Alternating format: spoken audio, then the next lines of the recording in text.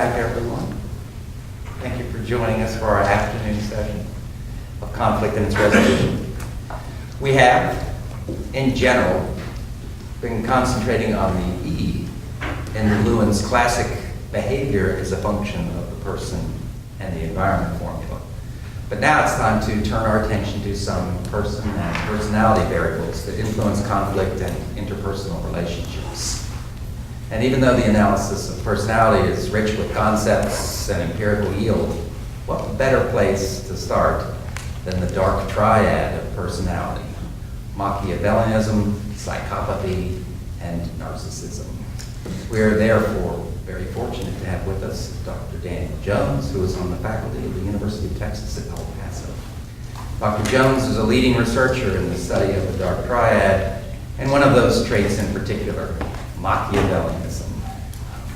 He is the author with Del Paulus of the defining review of the concept in Larry and Hoyle's Handbook of Individual Differences in Social Behavior, and has done much to examine the moral implications of these human variations. Today he'll be discussing with us moral conflicts and dark resolutions. Join me in welcoming him to our campus. Thank you very much, and again, it's a pleasure to be here. I've thoroughly enjoyed meeting each and every one of you. This has been absolutely a fantastic event, and so I really appreciate all the efforts to put this together. If I talk too loud or too fast, I have had I'm about 1/4 left in my monster, so if I start to go too fast, it is not rude at all to just tell me to slow down. I have a dispositional tendency to talk fast anyway. All right, so the outline of my talk is very strategic in a way. I'm going to first talk about morality-based violence and the idea that individuals in conflict can often arrive at those conflicts as a result of moral disagreements and moral outrage and moral entitlement, which builds a lot on the work of Susan, actually, and the moral exclusion idea that some individuals fall outside of our perception of being worthy of being treated with dignity or fairness. And I'm going to come at it from a slightly different angle than dispositional boundaries or ethnic or racial or gender boundaries. I'm going to come at it from the idea of people manipulating individuals to draw those lines. I'm going to discuss the idea of moral justification and harm, and how harm can arise from moral justification. I'm going to talk a little bit about the dark triad, okay? And in specific, I'm going to focus on Machiavellianism and the tendency to manipulate. But the interesting thing about Machiavellianism is that they manipulate in a unique way, which has, up to this point, really not been discussed in the literature. I'm going to describe 2 studies demonstrating moral manipulation at the hands of Machiavellianism. And then I'm going to discuss solutions and future directions. And I think I already have a future direction in mind with Everett's forgiveness idea. But I'm interested in hearing more applications and future directions of this, both as applied to the business world and possible solutions to perhaps short-circuit the system between manipulation and moral outrage. So I'm hoping by the end of the talk, I'm going to be able to convince you that morality can be manipulated through individuals' sacred values. The Machiavellians are the most likely to use this avenue to manipulate other people into doing what they want. And the moral manipulation is powerful because it engages people in what I refer to as infinite utility. Okay, and I'll describe what I mean by that. And a willingness to sacrifice their well-being in the service of a Machiavellian leader. All right, so morality-based conflict can be found in a lot of different realms in modern society. Political rage.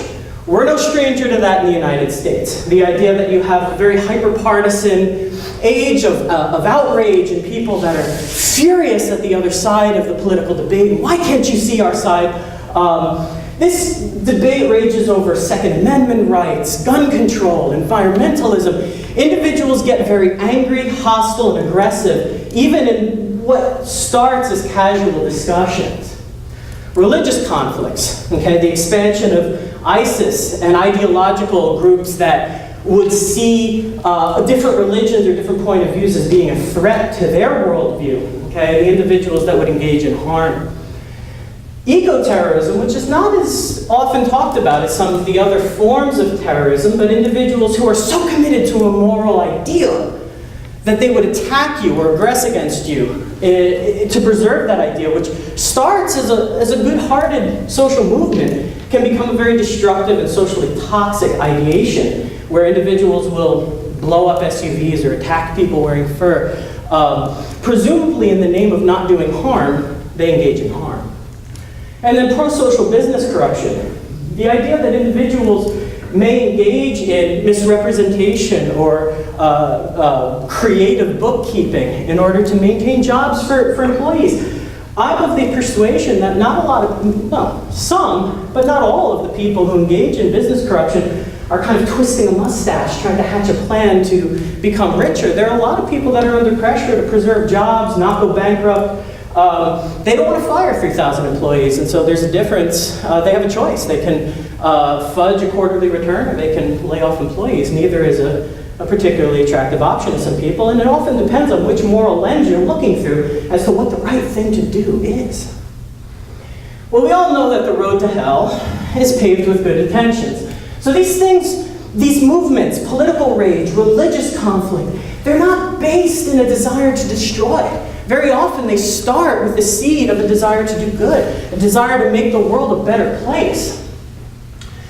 As we learned from many social psychological areas of research, it can't all be evil, okay? The idea in the 60s came out with Milgram, Ash, other types of classic social psychological experiments, that individuals fall victim to a situation or an ideal, and that ideal can be corrupted and twisted, but the individuals at their heart were good people. They were people that wanted to serve and make the world a better place, and through small steps, they led themselves down a road of rationalization and obedience, okay?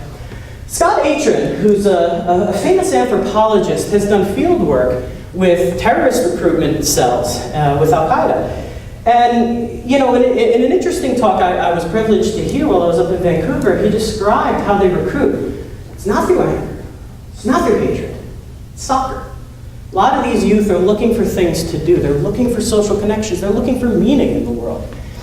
And by playing soccer with individuals who are affiliated with terrorist organizations, the kids form relationships, alliances, and we've talked a lot about that with the importance of social relationships and the idea that these kids are getting sucked in, you know, soccer match leads to an after-school meeting, leads to a weekend retreat, so on and so forth, okay? And then, of course, I'm a big fan of Jonathan Haidt and the idea of moral foundations. Individuals can come at conflict both with a perception of doing good and have vast disagreements about how to do good. And as a result, we end up with either gridlock in Washington, abortion clinic shootings, and all kinds of horrific acts that originally stem from a seed of goodwill.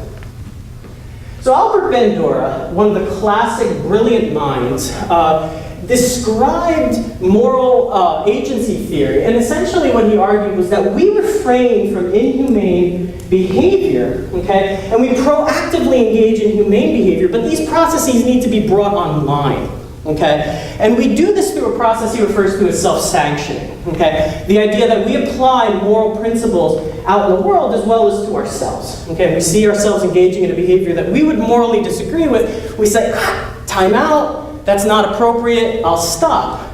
But Bandura was very clever in his theory because he highlighted the fact that individuals can systematically turn this process off when it applies to their own behavior, okay? And the process through which this is done is an overarching umbrella called moral justification, okay? Some examples of behaviors that can lead to moral justification are sanitizing language, okay? I'm not lying to you, I'm just giving you an alternative version of the facts. Okay? We are not engaging in torture. This is enhanced interrogation techniques. Okay? Using sanitizing language, we can mitigate the perceived harm we're doing to other people. Another example is dehumanization or dehumanization, the idea that you refer to the Tutsis as cockroaches or the Jews as rats or clay. It brings the human aspects, it strips the individuals of the human aspects that they may have, and it permits more intolerable and aggressive behavior without moral sanctioning because, you know, after all, they're less than human, okay? And then moral outrage or threatening moral values can produce moral justification, okay? Jesus Christ said, do not remove the speck in your brother's eye before you remove the log in your own. when I was, but immoral acts, very often in society, are responded to with our own immorality, okay? Kind of what Everett was talking about with the escalation of revenge, okay? That I will respond to your threat of my moral or sacred value with an immoral behavior of my own. And I remember when I was a little boy, my grandmother used to say to me, Daniel, because my brother would have stolen my candy bar or something of that nature, and I go to steal his action figure. 2 wrongs don't make a right, okay? And it's very, very good advice. I wish the world could take it. But in reality, a lot of people perceive that immoral justice done to us or a threat to our sacred values does entitle us to engage in a harmful behavior. Okay, this is a real post that came across my Facebook thread with one of the people I've friended on Facebook, or friended me, I forget how it works. And you can see the visceral anger and justification of engaging in aggressive behavior because we're threatened. And therefore, it licenses us to aggress against others. Okay, this was a story, I don't know how many people followed this. In Nigeria, there were a series of agents that lined up suspected terrorists, okay, Muslim extremists, and executed them in a rather brutal style, in a brutal fashion.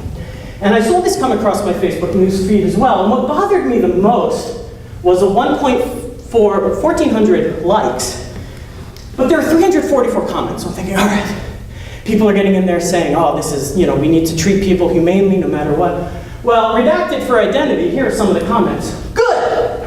Well, good for them, they know how to carry out justice.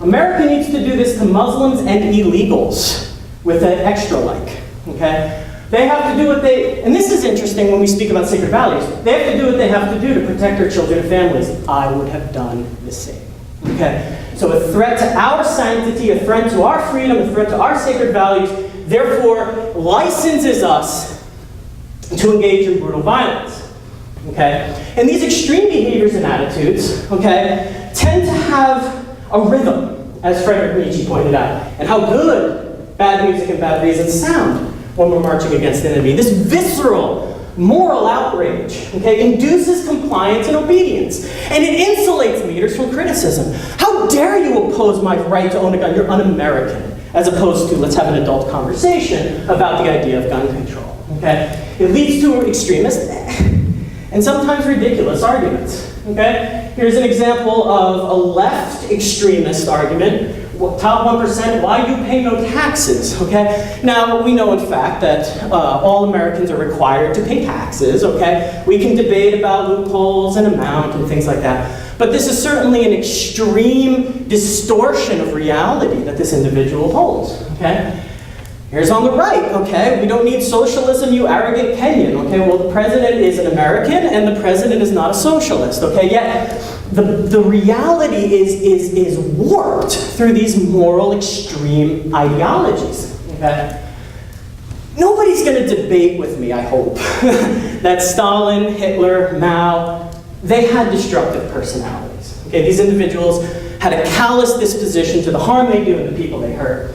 Okay, but these callous and manipulative dispositions, in order to see real behavioral malevolence, they're a fraction of the population. Okay, but obedience, which Milgram pointed out to us, which is a moral foundation, comes out of an urge to do good. Thus, I argue malevolent leaders may be playing on the moral foundations of otherwise good-hearted people, okay? So I argue moral outrage can be manipulated if one were so inclined and one were so skilled. And often, I argue, political leaders can profit from moral mobilization. Don't kid yourself. ISIS makes over $1 million a week, and I argue that's strategic on the part of the leaders. That's strategic, and some would argue, okay, well, it's to keep the operations going and things like that. When we found, the Navy SEALs, whoever, found Osama bin Laden, he wasn't in a cave. He wasn't in a shack or in a hole. He was in a palace, okay? I argue a lot of these leaders, some of them may believe in the cause, but I argue there may be a feigning going on for selfish reasons. And I'll get into why I think that. And so my question to you, then, is if bad music sounds so good when marching against the enemy, who's the conductor? In other words, who's stirring the moral pot? okay? And whenever you're talking about malevolent dispositions or selfish behaviors, a good place to start is a cluster of 3 personality traits that have come collectively to be referred to as the dark triad of personality. Coined by Paulus and Williams in 2002, the dark triad consists of the reckless psychopath, okay, the strategic and planful Machiavellian, and the grandiose and entitled narcissistic individual. At their core, they all share a lack of honesty and a lack of empathy, okay? Or they present callousness and manipulation, okay? Psychopathy is unique in the sense that they engage in immediate gratification, reckless, aggressive, antisocial behaviors, okay? The other 2 traits don't engage in reckless behaviors for the sake of it or out of immediate gratification. Narcissistic individuals engage in the malevolent behavior they do out of a sense of self-entitlement, out of a sense of grandiosity. I deserve this. And one great example that sticks out in my head is Lindsay Lohan, where she walks into a jewelry store and takes a necklace, and when they said, you just stole that necklace, she said, do you know who I am? I'm Lindsay Lohan. People give me stuff all the time. So the idea of, and I've never diagnosed Lindsay Lohan, I don't know if she's a narcissist or not, but that's certainly a narcissistic thing to say. Okay? And then Machiavellianism is kind of, as Don pointed out, kind of my favorite to study of the 3, because it's not a really well understood trait. Now that we understand more about the constellation of these malevolent personalities, Machiavellianism is defined as kind of a strategic malevolence, a strategic manipulation, an expedient focus on long-term bottom-line goals, okay? In some ways, we favor Machiavellian individuals in society. I mean, if you were going to be arrested and convicted of a crime you didn't commit, would you rather a lawyer that says, well, the system's going to run its course, and if you're found guilty, I'm sorry to hear that. Or would you rather have a lawyer that says, I don't care what I have to do. I don't care what strings I have to pull, you're not going to jail. Now, as they say in Breaking Bad, you don't want a criminal lawyer, you want a criminal lawyer, okay? So conflict tactics among these personality traits are different. They differ when people tick them off, okay? And I have 3 images to try to describe the reactions that these individuals engage in when they're threatened, okay? Psychopathic individuals, there's no hesitation, there's no inhibition. You push me, I push you back. You shove me, I punch you in the face, okay? There's just kind of this immediate gratification, satisfying their angry impulses. They have no brakes for antisocial behavior, okay? Narcissistic individuals, when they engage in conflicts, behave much like a pufferfish, okay? They beef up the chest, they get bravado, they get in people's faces. It's reactive aggression. When they're insulted, threatened, ostracized, or somehow made to feel that they've been deprived of something, they get aggressive, they get in people's faces, they tear other people down. And then Machiavellianism, or Machiavellian individuals, they don't engage in either types of aggression, but what they do is they will not forget, and they will not forgive. So they start to think about ways to find a way to get back. And they've done research, Nathanson and my advisor Del Paulos, which they've never published, which frustrates me, but they've done research on revenge in Machiavellianism. And a way to describe that is they believe that it is a dish best served cold, meaning you're not going to know when it's coming. So psychopathy, the cobra, narcissism, the pufferfish, and Machiavellianism, the puppeteer, okay, as 3 ways. And Machiavellian individuals also are known to kind of get friends to fight, okay? Oh, Susan, did you hear what Gino said about you? Because, try to engage conflict with other people, and they stay out of it, okay?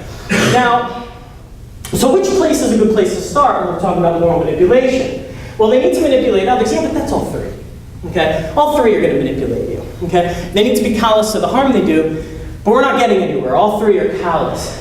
Need to stay calm when emotions are running hot. They need to keep a myopic focus on their goal when other people are getting stirred up and riled up, okay?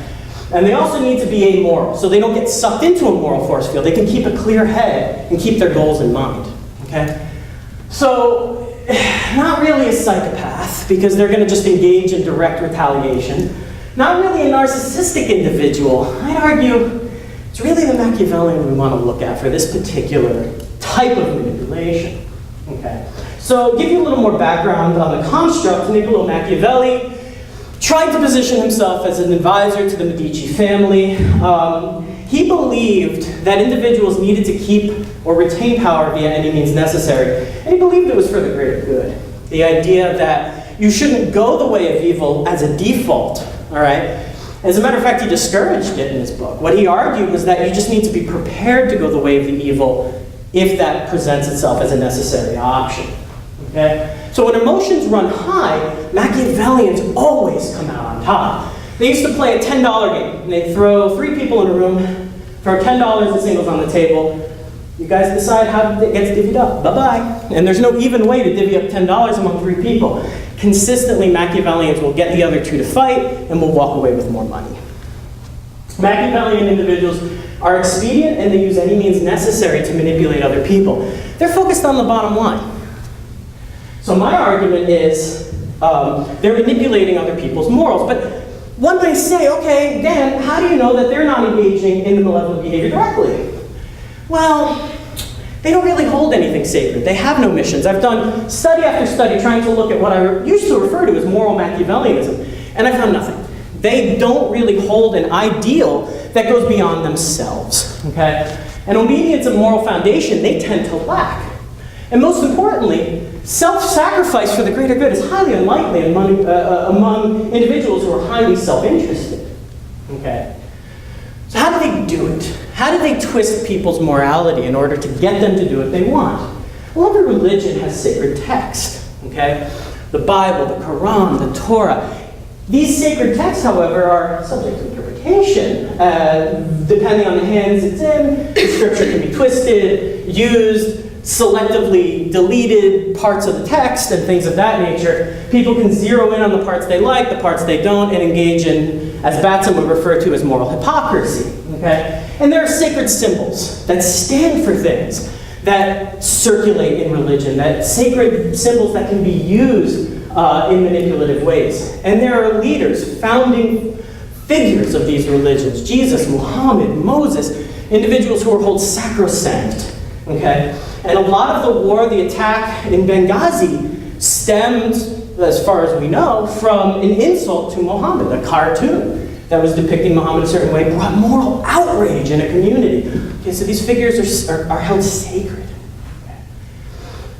In the United States, we have sacred values as well, patriotic ones. Okay, we have a holy, or sacred, I shouldn't say holy, a sacred document, okay? We have sacred symbols of freedom, justice, democracy, liberty, okay, that are held sacred among Americans. And we have founding fathers, okay, who we hold in high regard and with sacred, a sacred flavor to them, okay? Now, the interesting thing about sacred values is they're not for sale. Scott Richmond did a very interesting study where he said, if you have a wedding ring, put it on the table, I'll pay you 10 times the amount that wedding ring is worth. 0% took him up on the offer. The idea that it is a sacred object, it's imbued with sacred values, okay? As a result, when the individual pushed the issue, any monetary effort or material gain is not only met with non-compliance, it's met with disgust and backlash, okay? The idea that we would buy, the Jews would try to buy off the Palestinians and just say, here, just take a bunch of money and leave us alone, or vice versa, is not only going to backfire, it's going to create more hostility and hatred, okay? For $1 million, would you play Russian roulette? Six chamber, one gun, one bullet? No, maybe for it. Maybe for what? Maybe for it. Most of us wouldn't, because death brings what the decision-making experts call infinite disutility. You're not around to use the money, so even if there's the possibility, no matter how slight it may be, you're not going to engage in that kind of behavior. So it takes more and more money, and as the risk becomes more and more extreme, people are less and less likely to comply. I argue sacred values bring infinite utility. Individuals are willing to sacrifice their lives, sometimes their families' lives, for what they believe to be an ideal. Okay? And so sacred values are cheaper and easier to manipulate than is money or profit or material gain. Okay, so I argue Machiavellians, given their amoral and manipulative nature, use sacred values, and Machiavellian individuals use these sacred values for the sake of manipulation. So I did an initial study on American presidents to try to figure out who's invoking sacred values in order to mobilize a crowd. And again, this doesn't always, as Machiavelli pointed out, doesn't always have to be to the ends of evil. It's just to get votes. Sometimes the outcome is neutral, sometimes it's even good, okay?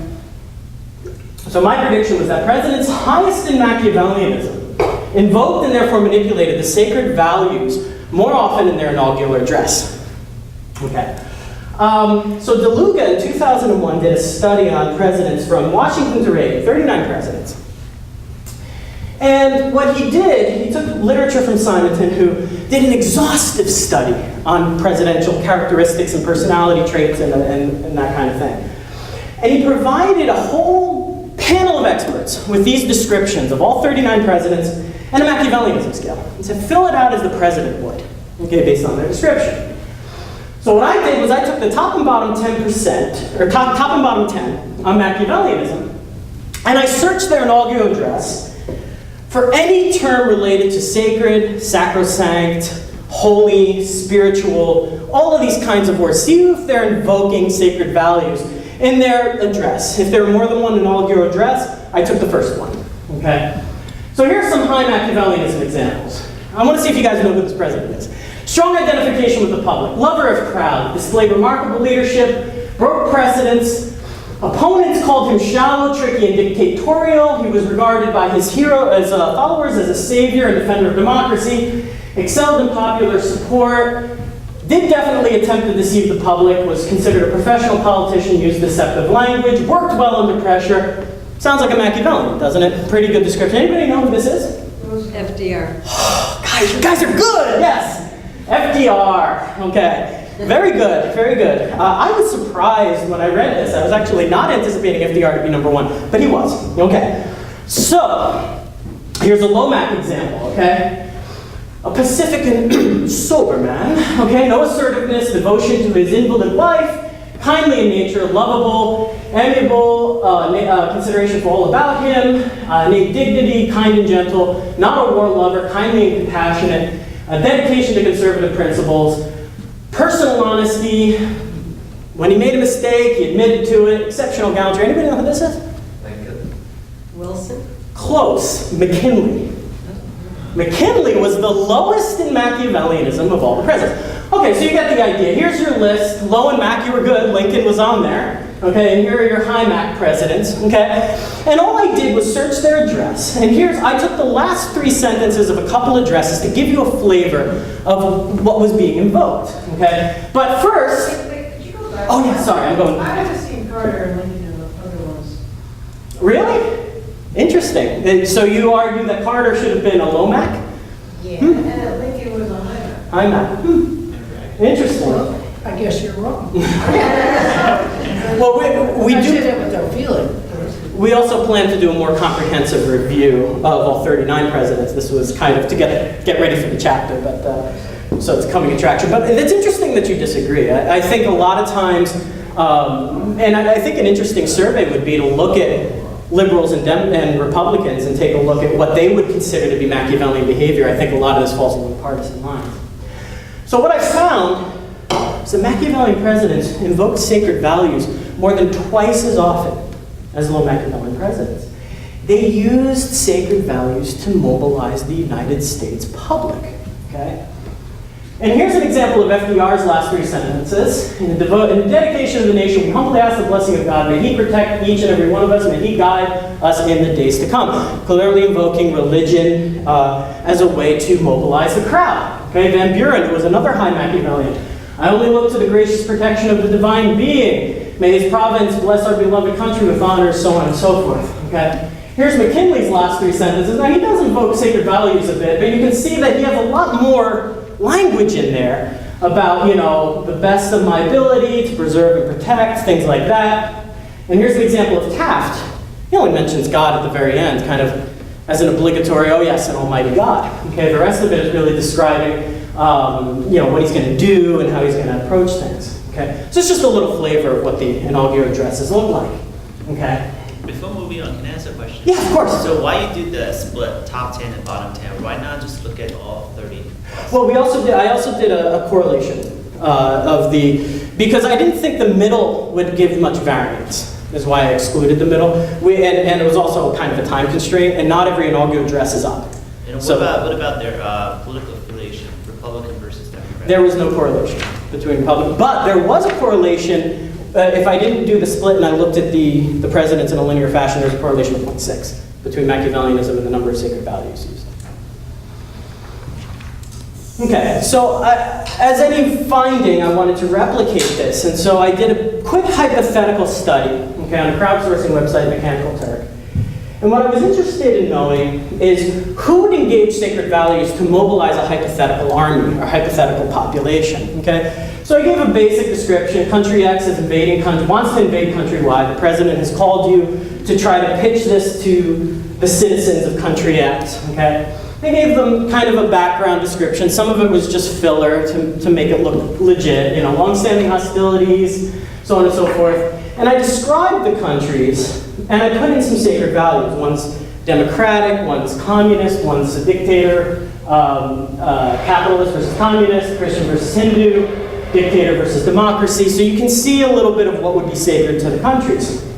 And essentially what I asked them to do was think about composing a letter to the people of country X to mobilize them to war, okay? And I gave them 10 statements and asked them to pick 4 that they think they would include in their statement. And the 4 in bold were meant to invoke sacred values, okay? The idea of we might be living under a dictator, or we have to honor the fallen who were executed by country Y, or we have to defend our honor against the tyranny of country Y. They threaten our Christian way of life, these types of language. Contrasted with items such as, hey, we could become rich with invasion, okay? Or we're bigger than them, so invasion will be easy, type of reasons to go to war, okay? What I found was that narcissism had no real correlation with using the sacred value terms, okay? Psychopathy actually was marginally negatively related to the use of sacred values. Psychopaths were saying to themselves, come on guys, we can get rich. Okay, that was they actually thought that would be persuasive to people. But again, Machiavellianism showed a significant positive correlation with using the sacred values of the citizens of country X to try to mobilize them in a hypothetical situation to war. So how do we deal with moral manipulation? How do we short circuit the system? Well, one of the problems with it is that it insulates, as I said before, leaders to criticisms. You are un-American for challenging my viewpoint. You are going to go to hell if you challenge, this is not, you know, the way we do things. You are un-Christian, un-American, you're a bad Muslim, so on and so forth. We use these sacred values to insulate, the leaders use sacred values to insulate themselves from criticism, okay? And it blinds communities to the potential harm they do. We've spent trillions and trillions and trillions of dollars on war, okay? And very often, not always, war stemming from, well, always it does more harm than good. But in particular, even if you're talking about the national interests, very often it does more harm than good, okay? So it insulates people, it blinds people from the harm they do. But the individuals at the top very often profit handsomely, okay? And it escalates conflict without resolution, okay? As we've been talking about this whole time, the idea that individuals who dig their heels in a moral position are completely, their minds are made up and they begin to rationalize, use dissonance reduction techniques to move forward with their position unaltered by criticism or rationality for that matter, okay? And it inspires behaviors. This is the part that bothers me the most, is it inspires people to engage in behaviors that are counter to their own best interests, okay? So if you think about a voting segment of the population, individuals who are struggling financially, or individuals who may have certain needs from the government, and they vote those interests down. Why? I would argue it's a result of moral manipulation. There are individuals who would profit from those individuals voting against their own interests, and I argue that's exactly what these leaders are doing. So to summarize, Machiavellianism appears to be linked with the manipulation of sacred values. This is, I was so excited to give this talk because this is the very, very, very first 2 studies I've ever done on the topic. And so I'm super excited to move forward with this line of research because we know so little about the manipulation of sacred values and who's likely to do it. We have 3 lab studies going on right now. tackling the issue of moral manipulation. We're doing one study over chat, which is great because you have a whole log that you can analyze afterwards, trying to get people to vote one way or the other for selfish reasons. We're doing a study on like harvesting on Facebook. Did anybody know what like harvesting is? So, have you ever seen the post that comes your way that says, like this page if you accept Jesus into your heart, scroll past if you want to burn in hell? You ever seen that? No? I see it go by all the time, okay? The soldier in Afghanistan holding the little girl all night. Have you seen that one? Holding a little girl. And they said this soldier found this little girl abandoned in Afghanistan and he held her all night because she was crying. How many likes can we get for this soldier? Okay? Or the soldier that lost his leg and is running marathons with a prosthetic limb. Or the little girl that survived cancer at age 8. Don't like those pages, guys. They're all scams. They're all scams. What they're trying to, Facebook is not going to donate money, okay? What those individuals are doing are cultivating likes, because the more likes a page gets on Facebook, the more likely it's to be shown randomly on your newsfeed. So when they get enough likes to spread the newsfeed, they switch the page to their advertisement, to their self-promotion, and what have you, okay? So we're currently engaged in a study on like harvesting right now as a result of moral manipulation. I think this has implications for terrorist leaders, okay? What do you do when you take out a terrorist leader, okay? I don't think any counterterrorism agency has really thought about what happens to the dispersion of the terrorist cells. The problem is, you're not going to kill the will of the individuals, you're only going to kill their direction. And the individuals are likely to engage in harmful behavior with or without a leader. And I think we need to start developing contingency plans, okay? I'm not saying it's bad to discourage a terrorist leader. What I'm saying is we need a more holistic approach to discouraging terrorism besides just taking out the leaders of these organizations, because the hatred, the lack of forgiveness, the resentment, okay, the moral outrage is still there in the people that have been manipulated to mobilize themselves, okay? And the Machiavellianism is an expedient and selfish trait, so it depends on the goal of the puppeteer. And this is a really critical point. I am not arguing that leaders who are Machiavellians are necessarily doing harm. I'm not arguing they're necessarily engaging in malevolent behavior. What I am arguing is that an individual who has this personality disposition, who believes the ends justify the means, could potentially be capable. That's what I'm arguing. And more importantly, one of the things that I've found in my literature, or in my research, and I was going to talk about it, and I decided not to because it would have taken us kind of down a different road. But as far as additional lines of research, and I was telling Everett about this over coffee, what I found was with religious overconfidence. Okay, so I gave people, and this is a separate line of research, but it ties into the moral manipulation idea. Gave people 73 stories of the Bible, Christian Bible. Okay, 13 were fictitious. I made them up. They don't exist. And Google searches prove that they don't exist, at least not on the internet.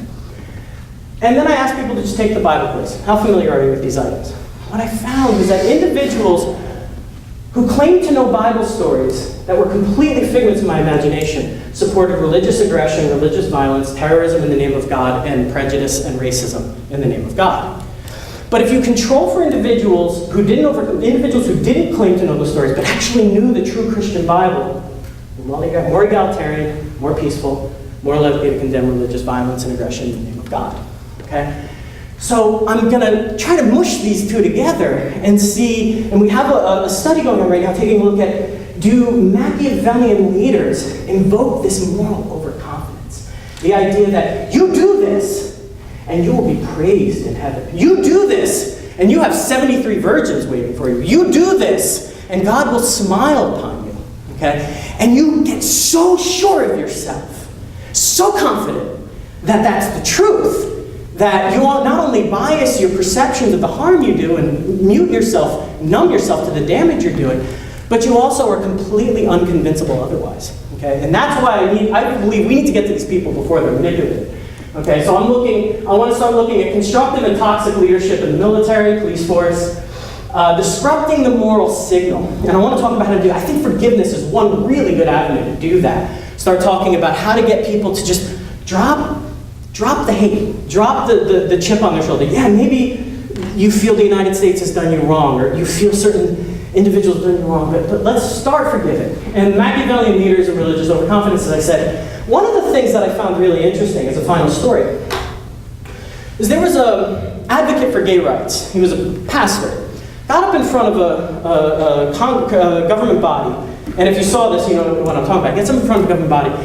He begins to read a speech about how it is anti-Christian, it threatens traditional family values to allow gay marriage, and so on and so forth. And then he gets down to, and if we let whites and Negroes, he said, I've been reading from a statement that was made in the 1950s about interracial marriage.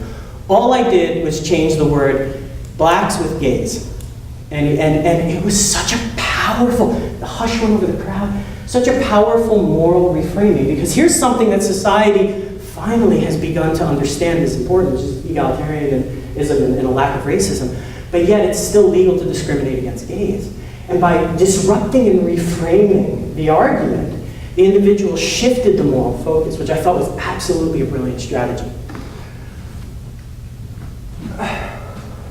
So I want to thank all the members of my lab, especially these three, Aidan Naria, Jesse Carre, and Brent Smith. Absolutely fantastic graduate students I have. I am super blessed to have some of the best graduate students that I know, some of the most brilliant kids in my university working with me, and my collaborators and my lab members. And I want to thank you, and it is now morally acceptable to applause.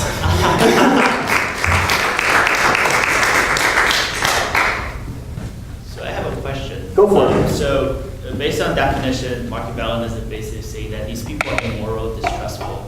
So, is it, I mean, alternate explanation would be they're actually not manipulating the sacred values, but they probably are engaging some sort of impression management because they know they're actually immoral, so they actually say something maybe seemingly moral or sacred. Yeah, I would argue that one is a natural, follows naturally.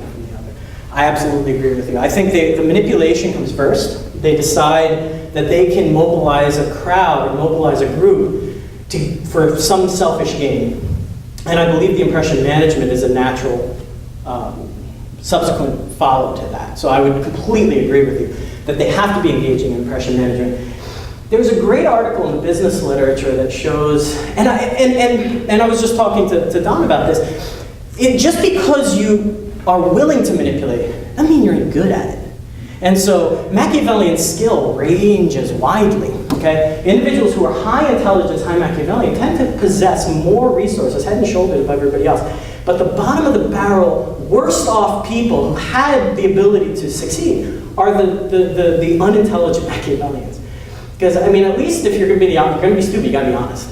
You know, if you're gonna try to manipulate people and screw it up, now you're gonna really look like forgive my language, a horse's ass. So I would argue that it really depends, the ability to manage those impressions depends on the ability and the aptitude of the Machiavellian. There's a great paper in the business literature that shows that a lot of the Machiavellian leaders try to talk the walk of ethics. Say, yeah, don't do this, but they sense a disingenuous flavor to it. So I would argue the impression management is probably the hard part. Coming up with a strategy to manipulate people, most of us can probably do that. But I think maintaining that impression over time is the challenge. So I think you're right. Yeah. So I think of Eric Hoffer's True Believer. You know, and you're almost implying that if someone is trying to use sacred objects, that they must be manipulative and cynical and doing this for their own purpose. But might many of these people be true believers and they're employing their own sacred tactics? Oh, and I think that's really critical to point out. I would argue you got to follow the money trail with a lot of this. I think somebody, maybe it was Inga, I forget, somebody was pushing me on this a little bit, on the idea that how do you know they're all Machiavellian? How do you know that these leaders are manipulating necessarily? And I think the key factor is following the money trail.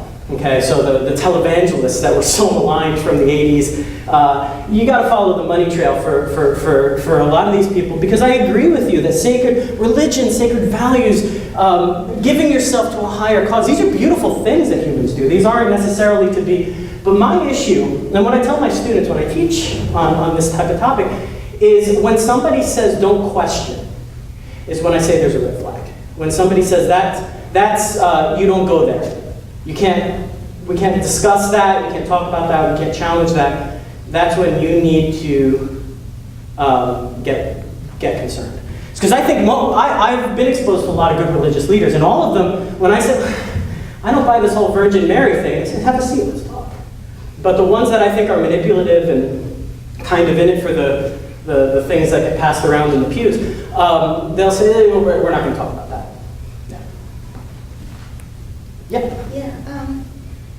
So Machiavellianism is a fascinating topic, and it goes, back to Christie and Geis's work, and it's interesting the time periods historically when it emerges as a topic when the time is right. And my question is thinking about the way that we can think about people's behavior either dispositionally or contextually. Mm-hmm. So my question is, I think you've covered dispositionally more than contextually. Yes. So I was wondering if you would reflect on the conditions that grow Machiavellianism and the context in which that moderate and enable.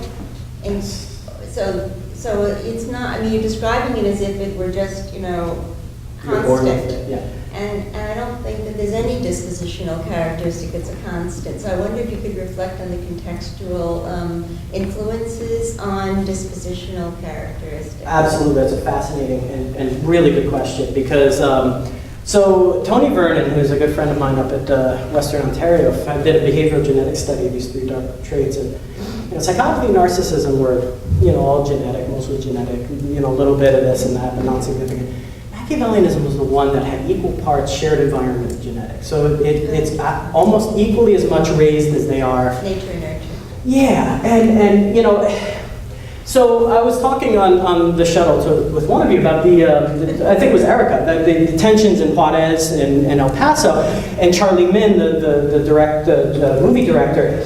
And I was sitting with my graduate student, Aiden. I have phenomenal graduate students, I really do, and Aiden's in particular very brilliant. And he was sitting there, and afterwards he says to me, I want to study jaded Machiavellianism. I said, what are you talking about? I've never heard of it. No. And I kind of had this ignorant thing, and then he explained it to me, and I slipped on it. And then the next day I said, his argument is that individuals may not be born Machiavellian who engage in Machiavellianism behaviors. They may have been, through learned helplessness, disillusionment, resort to these behaviors because it's either this or I don't survive. Right? And so I started to go back to Machiavelli as inspired by my student. And if you read very carefully, the quote on page 69, which I always quote, is, yes, in The Prince, he says, you must go the way of good, but being compelled by necessity, one must be willing to take the way of evil. And what I realized is the perception of necessity can vary greatly among individuals. Do you need that second helipad on your yacht? Well, yeah, of course, because the stern has a helipad, but the bow doesn't. What if somebody has a heart attack on the bow and can't get to the stern in time for the... That's a necessity, right? The perception of necessity, as opposed to, I can't feed my family. We don't know what we're eating tomorrow because we don't have enough food, could be perceived as a... I might have a foreclosure on my house and have to move to a condo. That's a necessity. There's all variety of necessity. So I would argue that depending on how disillusioned an individual has become and how much perceived injustice they see in the world and how much they feel they've been done wrong to, can compel the individual to engage in Machiavellianism behaviors through the process of rationalization rather than callousness. You're basically arguing that you're linking Machiavellianism with relative deprivation. And I don't mean to give it a pejorative title. No, Yeah. It's just a very interesting link. I would argue that they're just they're behaviors that look Machiavellian, but I would argue when an individual is truly destitute and they turn to a countercultural or anti-cultural or criminological behavior, we have to start looking at these, so I wouldn't call them Machiavellian, I would just say they're behaviors that look Machiavellian. I was just wondering, based on what Inga said, your response, maybe it's jaded, maybe other things, but a reason that Carter might not appear Machiavellian is that he wasn't very good at it. Like, if he was supposed to be wonderfully Machiavellian, he would not have given the talk to the nation that said we're in a moral malaise or whatever he said. That has, or use sacred imagery, but in a way that says we suck at sacred imagery. Because actually it just dawns on me, What you're saying about the sacred imagery is we're being blessed by what's sacred. There's nothing in there that says we're violating what God put on this earth or something like that. Right. In order to mobilize people, they have to be upholding sacred values. Yeah. They can't be coming back from having violated them, because that's not very inspirational. So to say that they're threatening your moral or your sacred way of life, or your sacred values such as freedom or democracy, yes, that mobilizes people, because then they feel threatened. They feel dangerous. So the other side of that, of course, is Ken Pargament's studies after 9/11. And when people felt that a sacred object had been desecrated, those were the people who said, we need to hunt Osama bin Laden down and do away with him and his descendants for the next 1,000 generations. Yes. So they were mobilized. Oh, absolutely. Absolutely, yeah. And sometimes it's not intentional. Sometimes, and I don't know about the psychology of President George W. Bush other than what's in Dan McAdams' book, which I read, which I found really interesting. But it fell in his lap as a way to mobilize the country after 9/11, and the idea that the sacred value of freedom and the United States was attacked. Threats and fear over losing sacred values is a very galvanizing force. And just like any tool, I think it can be used for good or used for evil.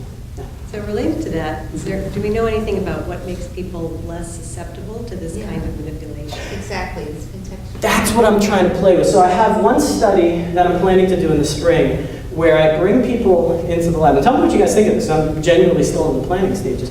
Bring people into the lab and I give them messages that coincide with their moral beliefs. Abortion's an easy one to pick on, anti-abortion type of messages. And give them 10 statements written by people who are, anti-abortion or whatever. And then tell them, oh, by the way, 5 of them were written by people who are actually pro-choice, and we just paid them to write it. And the other 5 are written by true believers. Can you guess which one is which? And upon, presumably, they're not going to be able to guess, try to unconsciously open their eyes to the fact that they can be morally manipulated and see if they end up resistant to a future moral manipulation attempt. Because one of the things that I've found very interesting is you don't see very many televangelists around there. I'm picking on televangelists, but you don't see very many of them around as much as you used to, because people got wise to the manipulation. And so they realized, oh, they're making money off him. I get it now. This has nothing to do with Jesus. This has to do with, what kind of car they want to drive. And so people kind of got wise to that. But it's always going to be replaced with something else. But I think that, if you can show people, but it's hard when somebody's in the moral force field to show them they're being manipulated. I think there was a great video by Phil Zimbardo showing these people. One of the televangelist wives had the guy's wallet and was reading off his social security number but the thing caught her. The microphone caught her by mistake. It wasn't supposed to be that way. And so you could hear it in the audience, her reading off the numbers to him. So it didn't work through his earpiece, it kind of went over the loudspeaker. And then they went to a couple that donated the day before and said, well, don't you feel like fools now? This isn't some divine thing. They said, well, maybe that's how God works through him, right? And so once they're in the moral force field, it's too late. So I think, we got to get to them ahead of time. I would say, thank you too, that instead of from a purely, personality-based or individual-based too, if you look at it in a friendship network, that would be a buffer, I would think. If the friends are also believers or followers, it would be much easier to be manipulated versus if they had friends who were not believers, in which case they could get better choices of it. I would absolutely agree with you, and that's, too many studies. But that's one thing that we definitely want to do is bring these people into the lab who are true believers and maybe drop a Machiavellian in the middle of them and see how the Machiavellian might be able to galvanize the group or not in a leaderless type of situation. I totally agree with you. I think it takes a mix. And what happens when you have 4 Machiavellians in a room, as opposed to a Machiavellian and 3 believers, as opposed to 4 believers? I think that these are questions we need to ask. I totally agree with you. Or if you're raised by a bunch of Machiavellians, or if you grow up in a system of Machiavellians. Yeah. You said that kind of Machiavellism is associated with reason. So I study also online communities, so how they are basically hijacked that. And so particularly when there's an emotional issue. They're oftentimes hijacked by people who come with very rational arguments. So again, is that one of the features of the, okay. When people get riled up, the Machiavellian is able to very calmly disengage and say, okay, this is what I'm after, and I'm going to puppet these people to fight and do the thing. But they stay very calm. No, but really the fact that the reasoning actually becomes like, almost like a genre of conversation changes in the community. And so people actually probably sustain the conversation because they say, this is so intellectual. And more people, gets engaged. So it's really turning an emotionally charged issue into an intellectual conversation. And like I said, I think because the Machiavellian stays cool and calm, but they're not all, if there's a way to selfishly gain without conflict, that's the path they're going to take. So again, I think Machiavellianism as a personality is almost like a tool that it can be used for good or used for harm. Did you have another question? No. Just relating it to my literature again, it sounds a little bit like it might be some of those brokers who are playing people off each other for their own benefit, and a third who laughs and a third who benefits and stuff. I could see that also being someone who would cleverly occupy that position. So broker is somebody who has two connections who are connected to each other, and they can say one thing to this person, and sort of they can use that relationship to influence this relationship in a way that benefits them. Oh, and I would argue they gravitate to those positions for the opportunities that they afford them. Any other questions? Yeah. It seems like one thing that might be important to the followers, whether they're manipulated, is the set of values that we make salient to them at the point of time, right? So that if they're feeling more about kind of universalism or more benevolence at that time, to highlight for them that that is a value they hold, they will interpret the message differently. So it's kind of the fact that their moral values are not salient in their mind when they're getting this message. They can't see the disconnect between what they truly value and believe and what this message is telling them to do. But if it were, if you somehow just manipulated that at the beginning, so it was kind of salient in their mind, and then they saw the message, they might have a very different interpretation of it. I totally agree. And I actually think some of the most skilled manipulators are the ones who can get you to take baby steps. They start you off with something that you're almost completely in compatible agreement with. And there are things like foot in the door techniques and things like that, where they can walk you through the process of getting from, and that's actually my brilliant grad student. This is another idea he had of Machiavellian rationalizations as being infectious. So the idea in an organization where an individual would say, come on, do this because, and maybe they don't even engage in behavior themselves, but convincing somebody who would take the fall for them to engage in an unethical behavior or what have you, and they infect them with kind of a rationalization that's very plausible, but they do it in kind of a baby step fashion, where if you look at the leap, as you point out, the disconnect is clear. It's like, oh my God, this person's manipulating me. But after 10 compromises, you end up in a place that you never thought you would from the start. There's a movie about it, 13 Scenes. Oh, I saw that movie. It's It's a horror movie. a game of death. 13. 13 Sins. Sins? Yeah. Sins. What was it? It was a foreign film. What country was it from again? It's America. Isn't it an American film? Yeah, so like This is a foreign the games like you can win $10 million or $100 million. Yeah. And baby step. Each Yeah. step The first one was kill a fly. The second Yeah. one was eat a fly. And then finally is kill a person. Kill a person. Yeah. It escalated. That's right. It's the same one shot, 15 bowls. Right. No big deal. Yeah. That's right. And I think, maybe Milgram had a little Mac in him. I don't know. But I think that you get somebody to use the baby steps. Yeah. Well, great, thank you. Thank you. Take a break. Don, I think you could be a very effective evangelist.